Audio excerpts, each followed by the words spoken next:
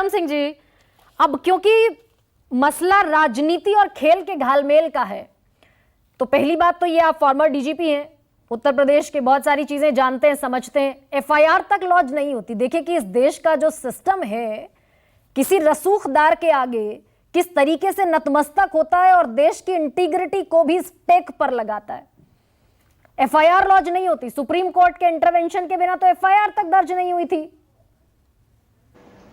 गरिमा जी, ये इसकी शुरुआत ही बिल्कुल बेपेंदी के लोटे की तरह हुई थी, जिसका कोई भी औचित्य कानूनी या नैतिक रूप से नहीं था। ऐसे यौन प्रकरण के मामले में एफआईआर का न होना, धारा 166 ए आईपीसी के अंतर्गत उन सब के खिलाफ दंडात्मक कार्रवाई होनी चाहिए थी जिन्होंने एफआईआर नहीं लिखी। यह निर्भया के बाद आईपीसी में शामिल किया गया था, क्यों नहीं की गई? सुप्रीम कोर्ट के हस्तक्षेप के बाद जब एफआईआर हुई तो वही हाल, गरिमा जी, चले बहुत पहुंचे कहीं नहीं। यही हाल अगर किसी आईएएस और आईपीएस अफसर के ऊपर ये आरोप लगाए गए होते तो वो निलंबित हो गया होता, भले ही वो चीफ सेक्रेटरी रैंक का होता या डीजीपी रैंक का हुआ था। तमिलनाडु में एक डीजीपी रैंक के ऊपर वो भी कार्रवाई हुई और निलंबित हो गए क्योंकि यही आरोप लगे थे। मैं ये नहीं समझ पा रहा हूं कि हमारे जो शान, आन, बान, पुरस्कार विजेता, पदक विजेता, उनके लगाए गए गंभीर आरोपों के बाद एफआईआर का न होना, एफआईआर के होने के बाद त्वरित कार्रवाई और विवेचना न होना, गिरफ्तारी तो छोड़ दीजिए, जिस तरीके से बयान बदले गए और अंततोगत्वा बहुत दबाव में आकर के 1500 पन्ने की चार्जशीट लगाई गई। आपको तो ऐसा लगता है कि जैसे विवेचक जो होता है वो पहले ही बाद में समझ जाता है कि सच्चाई क्या है। सच्चाई थी तो गिरफ्तारी हो जानी चाहिए थी पहले 7 दिन के अंदर। गिरफ्तारी तो गरिमा जी छोड़ दीजिए, बयानबाजी, आरोप प्रत्यारोप का दौर चलता रहा और पहलवानों के साथ जो दुर्व्यवहार हो सकता था, अमानवीय कृत्य हो सकता था, वो सब हुआ। लेकिन जो कार्रवाई नहीं हुई तो गरिमा जी यही संदेश जाता है, show me the man and I will show you the rules.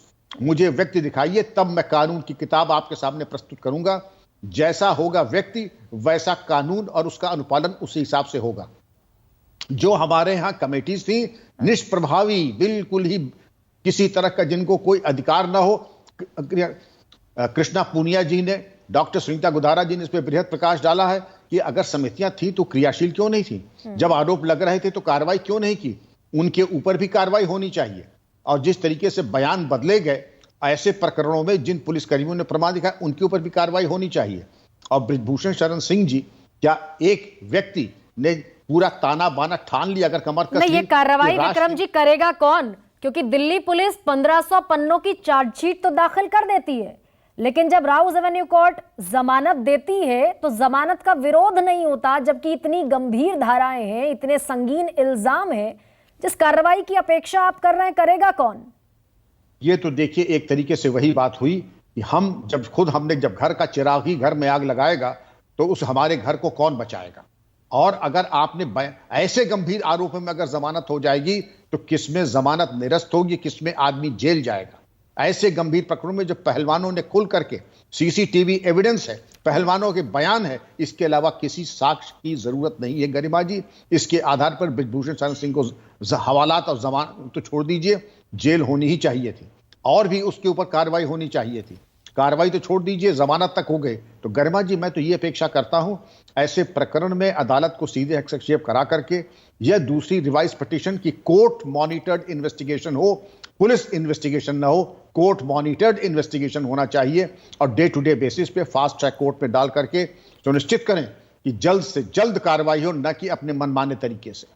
Suo motu action की आप विक्रम जी बात कर रहे हैं, लेकिन अदालतें भी किस किस मामले में, क्योंकि हम डेमोक्रेसी के 4 पिलर मानते हैं ना, लोकतंत्र के 4 खंबे हैं, उनमें बार बार जुडिशरी की तरफ देखना, बार बार न्यायपालिका सुमोटो एक्शन ले और बाकी जो बॉडीज हैं वो अपने तमाम रिस्पॉन्सिबिलिटी से परे हो जाए, ये वाकई बहुत जबरदस्त तरीके का झटका भी है इस देश के एंटायर पॉलिटिकल सिस्टम के साथ साथ। पॉलिटिकल सिस्टम झटका दे रहा है इस देश की साख को। डॉक्टर सुनीता गुदारा,